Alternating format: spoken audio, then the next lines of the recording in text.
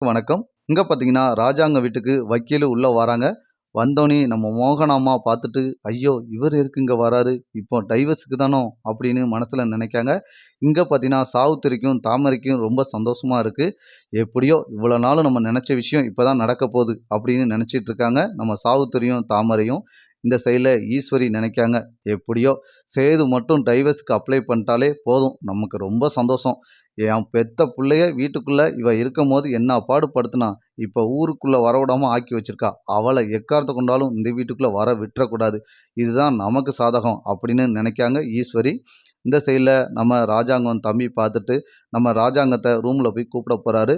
"அண்ணே, நம்ம வக்கீல்ட்ட நம்ம சேது விஷயமா சொல்லியிருந்தோம்லண்ணே, வந்திருக்காங்கண்ணே வக்கீலு" அப்படின்னு சொல்றாரு. இத கேட்டோனே ராஜாங்கம், "சரிப்பா அவங்கள உட்கார சொல்லு, நான் வாரேன்" அப்படின்னு ராஜாங்கம் சொல்றாரு.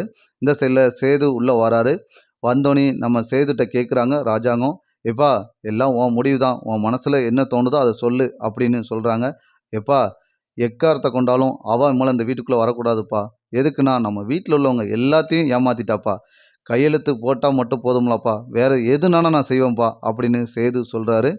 உடனே இந்த சைடுல நம்ம சாவித்திரியும், தாமரையும் பார்த்துட்டு ரொம்ப சந்தோஷமா இருக்கு. "யப்பா! இப்பதான்ப்பா பல நாளு பிரச்சனை இப்ப தீர்வாகுது" அப்படின்னு சாவித்திரி மனசுல நினைக்காங்க. இந்த சைடுல சேது நினைக்கிறாரு, "ஐயோ! நான் என்ன செய்ய?"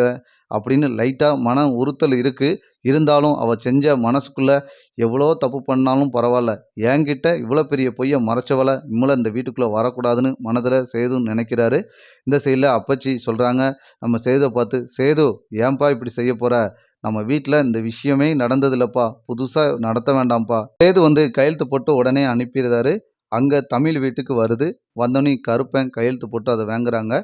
போய் கருப்பன் கொண்டு போய் குடுத்தோனே தமிழ் படிச்சு பார்த்துட்டு, "என்னம்மா காலேஜ்லேருந்து எதுவும் வந்திருக்கா?" அப்படின்னு கேட்குறாங்க அவங்க அம்மா. "அதெல்லாம் இல்லம்மா. பெரியவங்க வீட்லேருந்து வந்திருக்கு. டைவர்ஸ்க்கு அப்ளை பண்ணியிருக்காங்க."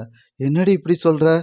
நம்ம உன்னைய எப்படியாவது உள்ள நான் டாக்டர் படிக்க வைக்கிறேன். அதனால நீ கோவத்துல எதுவும் எதுவும் பண்றாங்களா?" அப்படின்னு அவங்க அம்மா கேட்குறாங்க. "அதெல்லாம் ஒண்ணும் கோவம் இல்லம்மா. அவர் கூட நான் சேர்ந்து வாழ வேண்டாம்னு அவங்க குடும்பமே முடிவெடுத்துட்டு, இனிமேலாம் நான் அவங்க கூட சேர்ந்து வாழ்றதுக்கு வாய்ப்பே இல்ல. நான் ஃபர்ஸ்ட்டு காலேஜ் போயிட்டு வரேன்" அப்படின்னு கிளம்பி போறாங்க. காலேஜ் முடிச்சுட்டு சாயந்தரம் வந்தோனே வக்கீல போய் பார்க்குறாங்க. யாருன்னா தமிழும் அவங்க அம்மாவும்.